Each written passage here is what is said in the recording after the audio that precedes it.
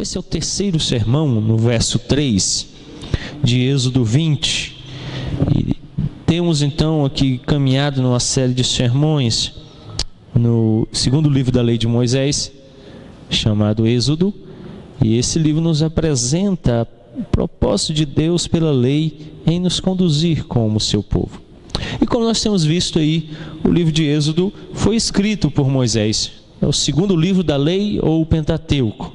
Os 5 primeiros livros, começando em Gênesis, terminando em Deuteronômio, são chamados Pentateuco, os 5 livros, ou lei, ou Torá para os judeus. Esses 5 primeiros livros foram escritos por Moisés. Ao defender a autoria mosaica, nós estamos defendendo princípios muito importantes. No decorrer dessa série de sermões, entenderemos porque é necessário que Moisés tenha sido o autor do Pentateuco.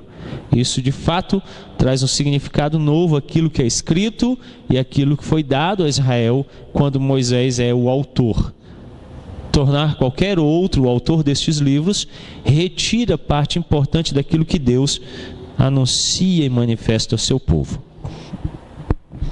Conhecido por Decálogo, ou 10 palavras, os 10 mandamentos são registrados em Êxodo 20, de 1 a 17, e repetidos em Deuteronômio 5, do verso 6 ao verso 21. Então esses 2 textos apresentam o Decálogo, ou as 10 palavras, ou como nós conhecemos, os 10 mandamentos. Os 10 mandamentos constituem uma parte essencial da aliança entre Deus e seu povo. Quando nós pensamos nos 10 mandamentos, nós temos que nos lembrar da aliança. E isso é apresentado em Êxodo 34, 28 e Deuteronômio 4, 13. A expressão as 10 palavras é ligado à aliança, de modo a deixar implícito que as duas coisas podem ser equiparadas. Pensar na aliança que Deus tem conosco, o seu povo, e pensar nos 10 mandamentos faz com que se tornem equiparados a partir desses 2 textos, dando então a importância do que significam as 10 palavras ou os 10 mandamentos. O propósito da aliança é estabelecer um relacionamento com Deus. A aliança, portanto, nos coloca em relacionamento com Deus. Esse é o propósito dela. O propósito da lei é regular ou perpetuar um relacionamento através de uma ordenação. Então, Deus entra em aliança conosco, Ele se coloca em relacionamento conosco, nós não podemos entrar em relacionamento com Ele. Ele é santo, Ele é distinto de tudo o que foi criado, e nós somos pecadores, falíveis, então nós não podemos entrar em relacionamento com Ele. Ele entra em relacionamento, isso é aliança. Então, a definição de aliança por Palmer Robertson, no livro dele, O Cristo dos Pactos, é um pacto soberanamente administrado com sangue. Só Deus pode fazê-lo. Ao fazer essa aliança, ele estabelece uma lei, um mandamento que vai regulamentar, que vai perpetuar essa aliança. Esse mandamento é apresentado aqui em um resumo nos 10 mandamentos, mas ele é toda a Escritura, toda ela é chamada lei, toda ela é chamada mandamentos, preceitos, toda ela é a vontade de Deus revelada.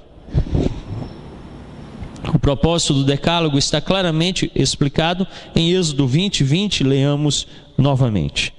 Respondeu Moisés ao povo: não temais, Deus veio para vos provar e para que o seu temor esteja diante de vós, a fim de que não pequeis. A aliança nos afasta do pecado e nos coloca em servidão a Deus e não mais ao pecado e ao mundo. Então a aliança nos coloca em relacionamento com Ele. Para que esse relacionamento seja perpetuado, Ele estabelece a lei. Por isso Moisés diz que a lei vem para nos provar, para fazer com que nos afastemos do pecado e nos coloquemos em submissão a Deus. Então a lei perpetua o relacionamento que temos com Ele. O primeiro mandamento começa por nosso relacionamento com Deus, com um convite à adoração exclusiva e piedosa a Deus. O primeiro mandamento já nos coloca diante da pessoa e do ser de Deus, em um relacionamento direto com Ele e exclusivo com Ele em adoração piedosa. O primeiro mandamento é fundamental. aquele que vem antes de todos os outros e estabelece a base para eles. Para entender os outros 9 mandamentos, você tem que começar com o primeiro mandamento.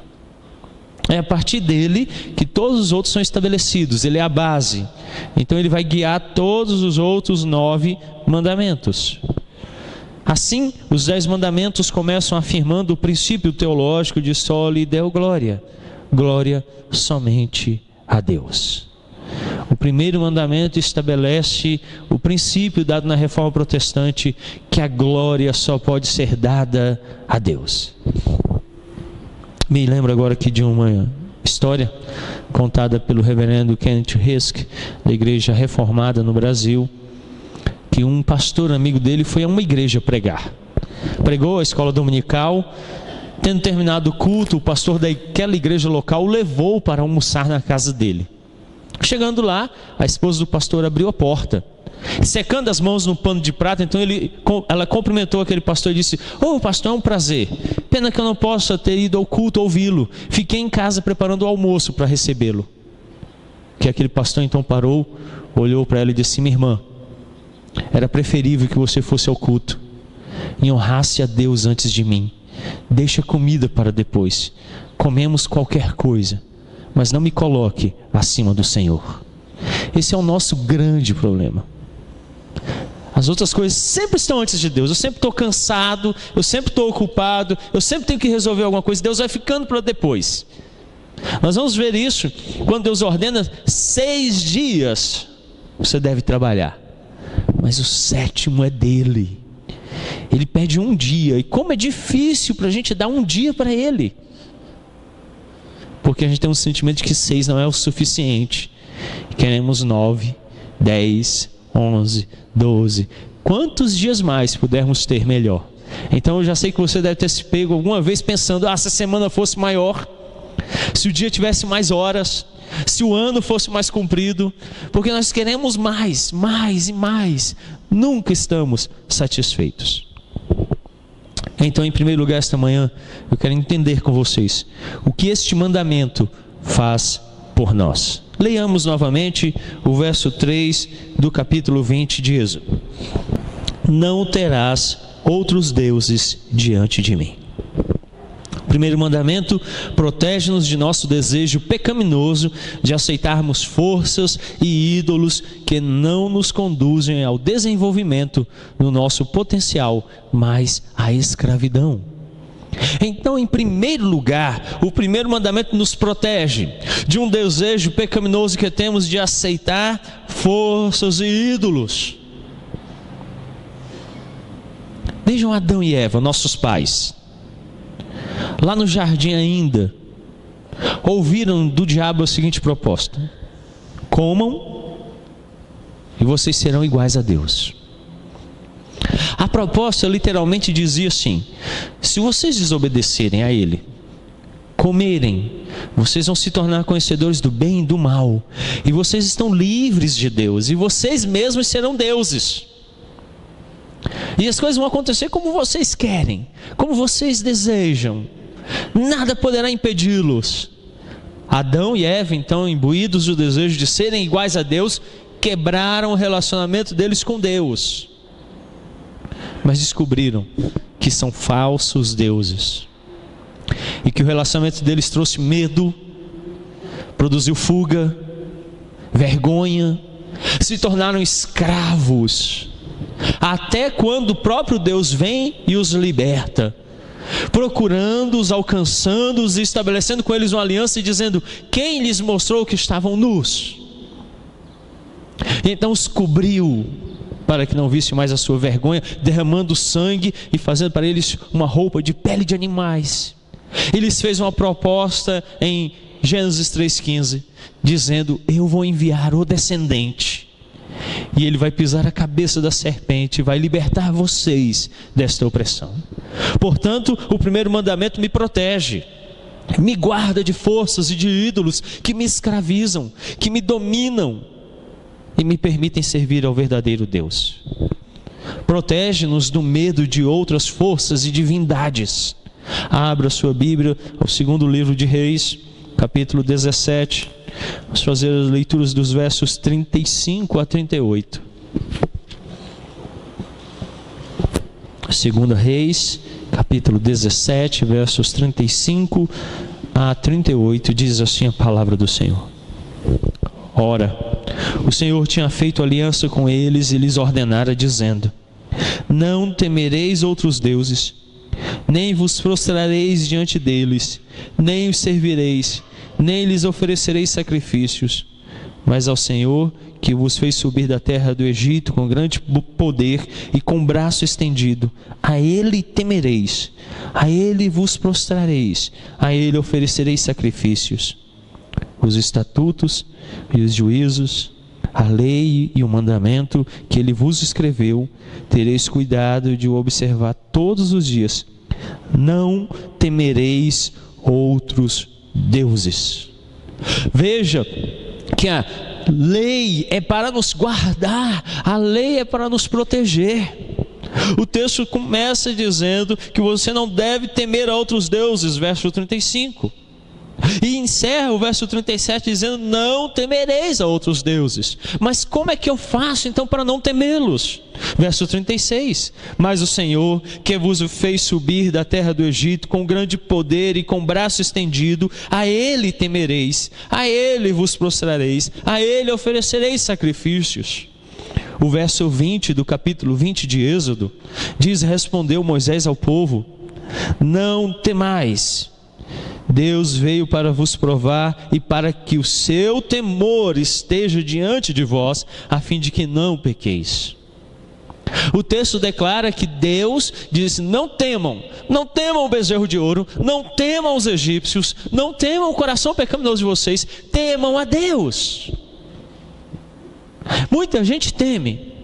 Ai, pastor, se eu for domingo para a igreja, todos os domingos, a minha família vai achar ruim.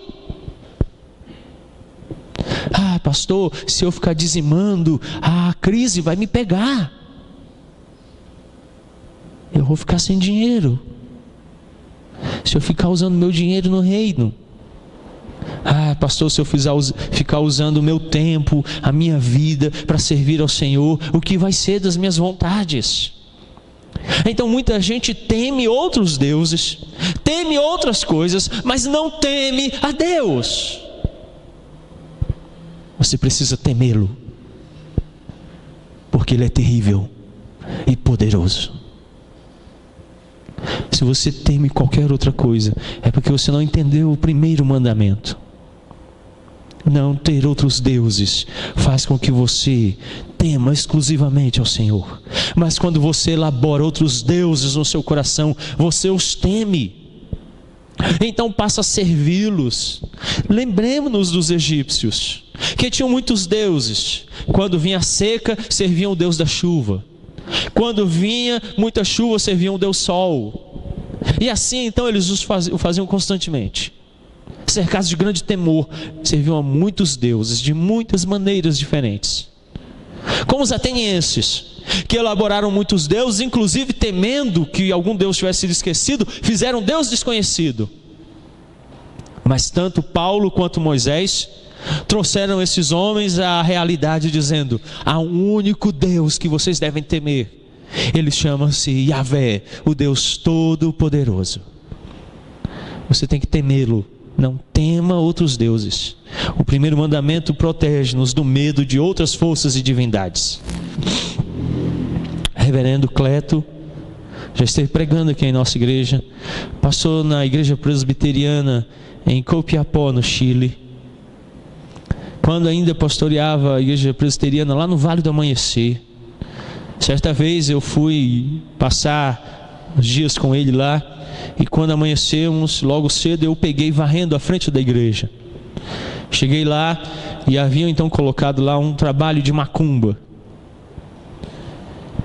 E ele então falou assim: olha, apanha essas moedas e essas notas aí, para nós pagarmos a nossa passagem. Nós éramos seminaristas do último ano. Eu afastei a farofa, recolhi o dinheiro, ele pegou tudo, colocou dentro de um saco e jogamos fora. Uma senhora que há pouco tinha vindo à igreja, não era cristã, chegou lá e falou: ai, Deus livre e guarde a gente. Ele falou: eles já guardam, irmã. Ela: ai, pastor, estão pondo macumba na porta da igreja. Ele: desde que eu cheguei aqui, todos os dias eles fazem isso. E o senhor não tem medo? Não, o dinheiro que eles deixam eu uso para pagar passagem. Mas há crentes que desviem, que temam, que passem até mal, temendo outros deuses, que nós vimos anteriormente, são demônios, que se aproveitam e utilizam essa fé falsa para aprisionar essas pessoas. Quem é maior, Deus ou os demônios? Se você compreende o primeiro mandamento, Deus é maior, Deus é verdadeiro. Então Ele é o único Deus que devemos temer. O que esse mandamento faz por nós? Protege-nos do perigo de que Deus seja para nós apenas um meio para um fim, e não de fato Deus de nossas vidas. Eu espero que você tenha observado bem o que diz o verso 20 do capítulo 20 de Êxodo. Respondeu Moisés ao povo: não temais, Deus veio para vos provar, e para que o seu temor esteja diante de vós, a fim de que não pequeis. Tem algumas verdades aqui. A primeira verdade: Deus, Ele nos prova. Sim, Ele nos prova. Vocês devem se lembrar de Jó, homem justo, íntegro e temente a Deus, que se desviava do mal. Você sabe quem disse isso? Deus. Deus disse isso sobre Jó. Será que Deus tem dito sobre você que você é justo? É íntegro? É temente a Ele? E se desvia do mal? Eu acredito que talvez nenhum desses pontos sejam as nossas características. Se reunirmos todos, então, Deus não estará dizendo isso de nós. Mas apesar disso tudo, um dia quando os filhos de Deus vieram apresentar-se diante dele, estava no meio Satanás, o diabo, nosso adversário, o acusador, que disse a Deus: vê Jó, teu servo, ele só vai para a igreja, ele só te serve, ele só canta hinos, porque você deu a ele casa, comida, família e saúde. Vai, tira isso tudo dele, e você vai ver que ele blasfema na tua cara. Então disse Deus ao diabo: vai, tira tudo dele, só não lhe toque a vida. Do que foi Satanás imediatamente, e assim procedeu. Tirou a família, os bens, a saúde, a paz. Jó perdeu tudo. Ao que no fim, tendo somente a vida, caiu de joelhos, rasgou a roupa, lançou o pó sobre a cabeça e disse: bendito seja o Senhor Deus, Ele deu e Ele o tirou. Jó temia a Deus, Jó adorava a Deus. Eu já falei sobre isso aqui, a falsa prática pagã que adentrou ao cristianismo, desse tal culto de ações de graças. Não existe isso. Nós não fazemos culto a Deus pelo que Ele tem feito a nós. Não é uma moeda de troca. Ele é adorado por quem Ele é. Então a fé autêntica de um crente que teme a Deus de verdade, ele chama o povo de Deus e diz assim: meus irmãos, nós vamos fazer culto de ações de graças a Deus. Pelo que, meu irmão? Porque eu estou passando fome, porque eu perdi o emprego, porque eu perdi algum ente querido. Mas, meu irmão, é dor, é sofrimento. Deus é Deus, não importa. Eu o adoro por quem Ele é, não pelo que Ele faz. Se você adora pelo que Ele faz, você tem reduzido Ele a um meio para um fim. E você só presta a Ele culto quando seus interesses são satisfeitos. Então, na verdade, você não o adora, você adora aquilo que você tem obtido dEle, que eu aposto firmemente não procede dEle, mas é engodo da parte de Satanás para desviar você do Deus verdadeiro. Então para com esse negócio de ficar fazendo culto quando você se dá bem na vida, e passa a adorar Deus a todo instante por quem Ele é. Em meio a dores, sofrimentos, angústias, lance-se no chão como Jó, em alta voz declare: bendito seja o Senhor. Esse verdadeiramente adora a Deus. Meus queridos, há pouco a esposa de Jó chegou e disse assim: homem, morre, blasfema a Deus para você morrer. E Jó lhe diz assim: a única que restou faz isso comigo? Mas e os filhos? Morreram todos num único dia. Quando ele estava chorando, quando as lágrimas estavam descendo, porque todos os filhos morreram, e Jó amava os filhos, ele os consagrava diante de Deus. Quando ele estava acabando de fazer isso, chega um empregado e diz assim: Jó, todos os seus bens foram roubados, tudo foi tomado, você não tem mais nada. E as mulheres dos seus servidores estão aí à porta chorando, porque quando vieram os inimigos, mataram todos eles ao fio da espada. Quando Jó estava se recuperando do fato de que agora estava falido, sem emprego, sem renda, sem bens, sem esposa, sem filhos, todo o corpo dele é tomado por câncer. Chagas que não curavam, que iam se consumindo, profundas, começaram a comer todo o corpo dele, da ponta da cabeça à ponta dos pés. Não tinha um lugar sobre a pele dele que não tivesse infectada e purulenta. Você acha que ele vai virar e falar: vamos fazer um culto aqui porque eu recebi bênção? Ele não fez nada disso. Caiu de joelhos e disse: Deus, bendito, o teu nome é bom, o teu nome é bendito. Mas calma, e a teologia da prosperidade, que diz que você tinha que ser vitorioso, Jó, que você não pode ficar doente, ordena, declara. Jó, você não tem que ser um grande empresário vitorioso. Jó para nada disso olhou e disse: o Senhor é dono de tudo, o Senhor dá e o Senhor tira, nada é meu, tudo é teu. Isso é um reconhecimento sincero de quem Deus é o sólido, é o glória somente a Deus.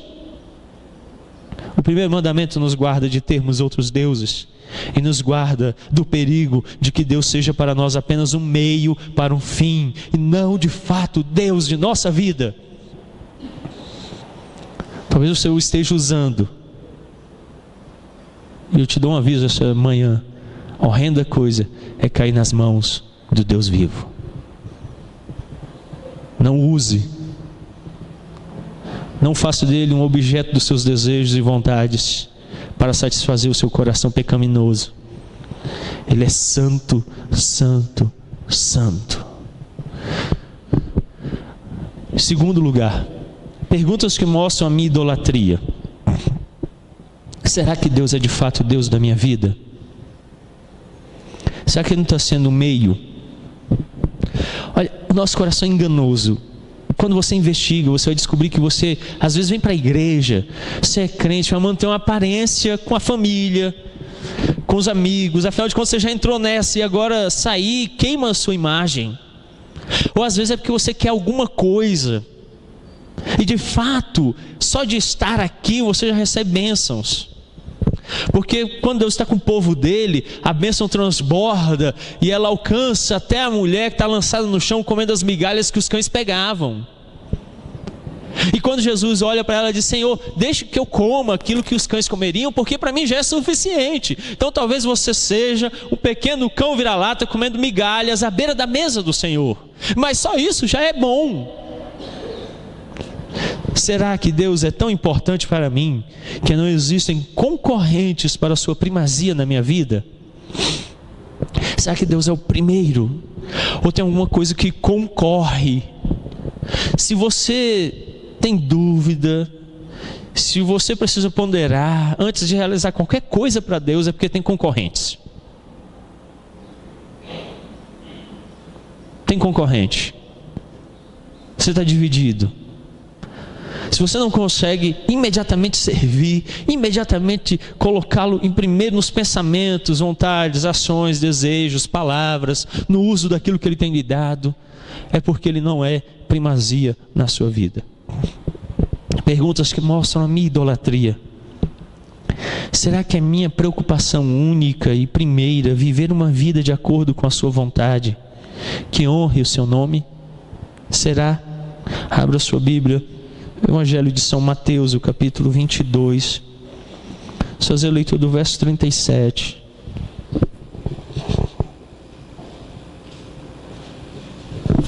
Respondeu-lhe Jesus: amarás o Senhor teu Deus de todo o teu coração, de toda a tua alma, de todo o teu entendimento. A sua preocupação única e primeira deve ser viver uma vida de acordo com a vontade de Deus, honrando o nome dele. Por isso Jesus responde: Qual é o primeiro mandamento da lei? O primeiro é amar a Deus, teu Deus, com todo o coração, não é uma parte, com toda a alma, com todo entendimento, tudo. Não pode haver um pedaço sequer, um aspecto, uma única poeira no universo onde Cristo não reine. Tudo precisa estar centrado em Deus. Se isso não está acontecendo, se a sua única preocupação, se a primeira coisa que você faz no seu viver não é Deus, você tem alguma idolatria. Tem alguma coisa que está tomando o lugar dele, que está competindo com ele. E você deve se lembrar: não terás outros deuses diante de mim. Ele está ordenando que você os abandone. Como o ser de Deus afeta o meu dia a dia, nas minhas decisões, no meu comportamento diário. Eu já falei sobre isso aqui. O ateu prático. O que é o ateu prático? É aquele que na teoria ele não declara isso. Ele até diz: há um Deus, Deus existe, Deus está aqui, Deus faz isso. Mas no dia a dia ele nega que existe esse Deus. Como por exemplo, ele passa todo um dia sem buscá-lo em oração. Isso é um ateísmo prático. Ele toma decisões sem consultar a vontade de Deus, sem sabê-la. Ela está revelada nas Escrituras. Você não precisa fazer nenhuma macumba para saber. Ela está revelada aqui, clara. Então ele vai vivendo como se não houvesse Deus. Não há Deus. Ele só existe no domingo, a partir das 9 da manhã. Para quem chega atrasado, 9h15, talvez 9h20. 10 horas já acabou o culto, é a escola dominical. Só existe Deus ali. Depois ele vai embora, Deus fica aqui. Eu acredito que talvez devêssemos colocar um cabideiro à saída do templo, onde pudéssemos pendurar Deus quando vamos embora, para ele não ficar amassado. E no outro domingo nós o tomamos de novo e vestimos, e somos crentes. Você precisa discernir como o ser de Deus, com os atributos dele, a transcendência dele se manifesta no dia a dia da sua vida, nos seus afazeres, nas suas vontades, pensamentos, desejos, ações. Como é que Deus se faz presente ali? Perguntas que mostram a nossa idolatria. A quem pertence o meu coração? A sede das suas vontades, ela está fixada em quem? O que é aquilo que faz você sonhar? Sabe, quando você deita e fica lá sorrindo, aí o pessoal passa e fala: está sonhando. Aí está sonhando com carro, casa. O que você sonha? O que dirige o seu coração? Há um vício? Existe alguma coisa que você faz compulsivamente, não controla? Ela produz saciedade. Sabe o que é saciedade? É aquele sentimento que você tem quando você usa alguma coisa e traz alívio. Isso é vício. Então pode ser comida, pode ser sexo, pode ser dinheiro, pode ser alguma coisa que está produzindo um prazer em você, que assossega você. Há uma ideologia? Alguma coisa está tomando o lugar de Deus? Algum pensamento está dirigindo você antes de Deus? Ou ao trabalho? Será que o seu coração pertence ao trabalho? Ai, sem trabalho eu não sou nada. Ai de mim se eu perder meu emprego. Quem dá o pão nosso de cada dia é Deus. É Ele que garante. Será que o seu coração pertence ao trabalho?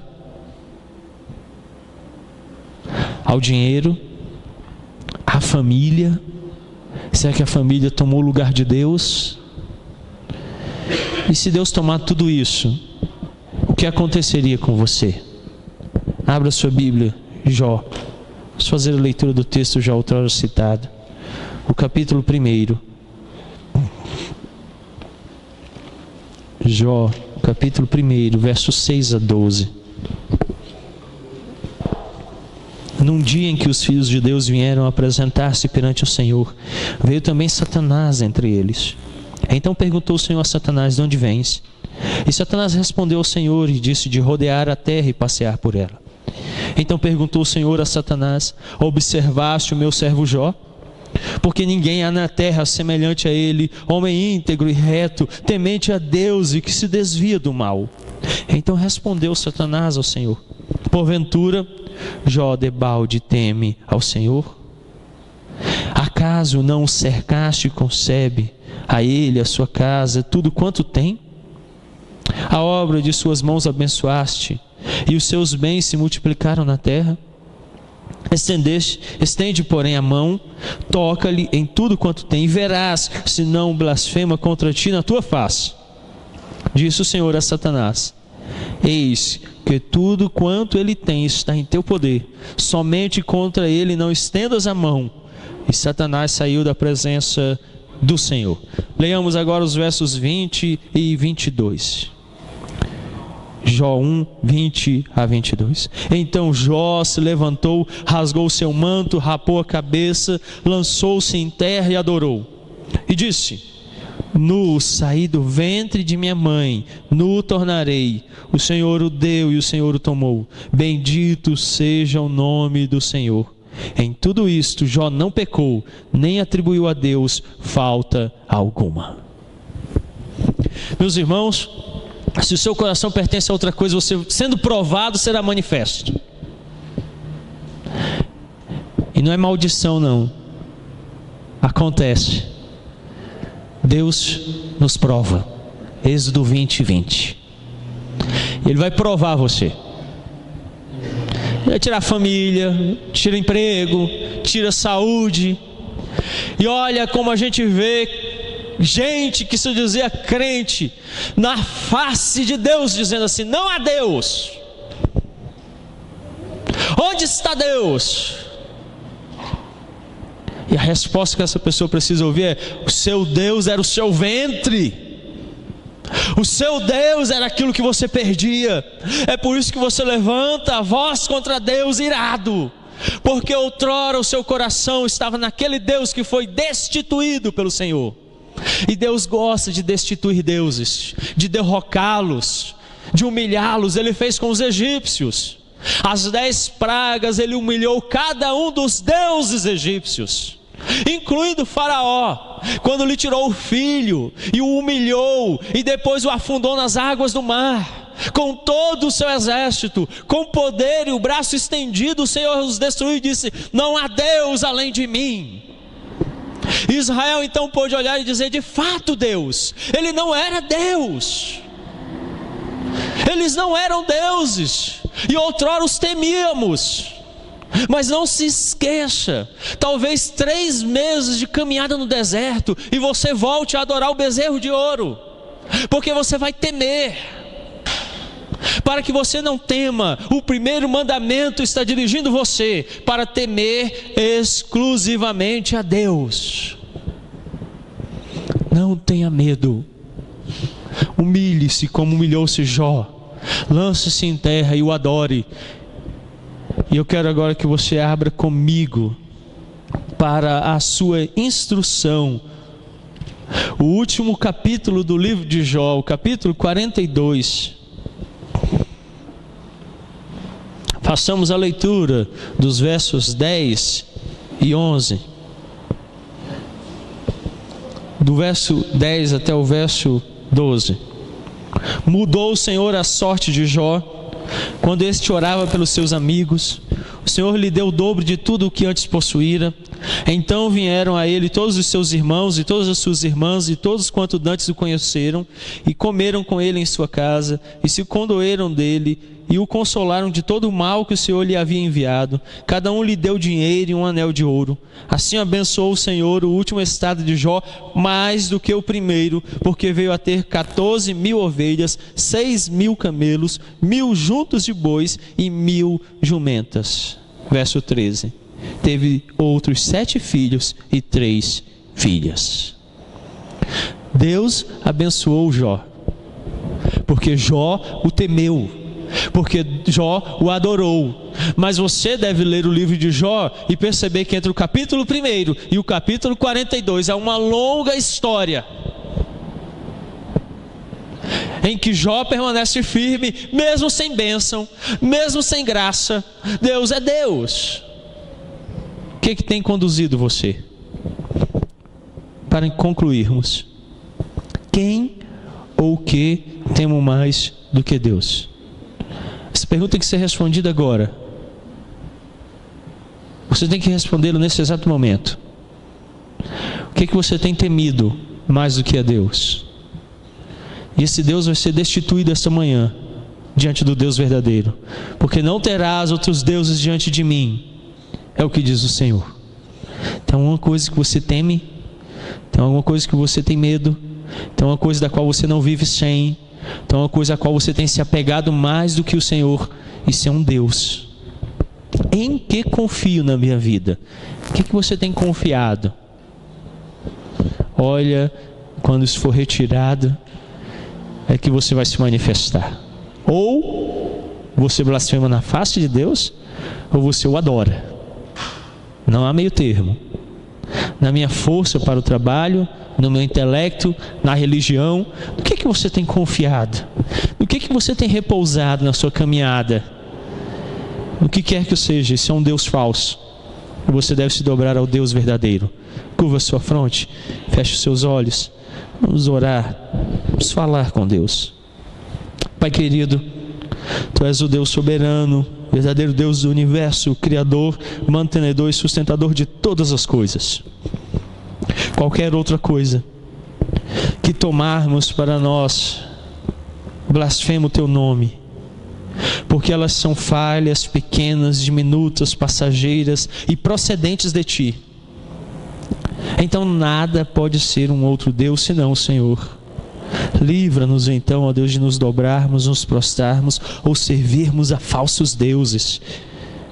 Guarda o nosso coração, dirige-nos, guia-nos para amá-lo, servi-lo, adorá-lo e não temermos a nenhuma outra força senão a Ti. Liberta-nos, como libertaste o Teu povo, como poderosa lá no Egito. Sê conosco hoje, libertando-nos dos falsos deuses. É o que rogamos, Pai, em o nome santo de Cristo Jesus. Amém.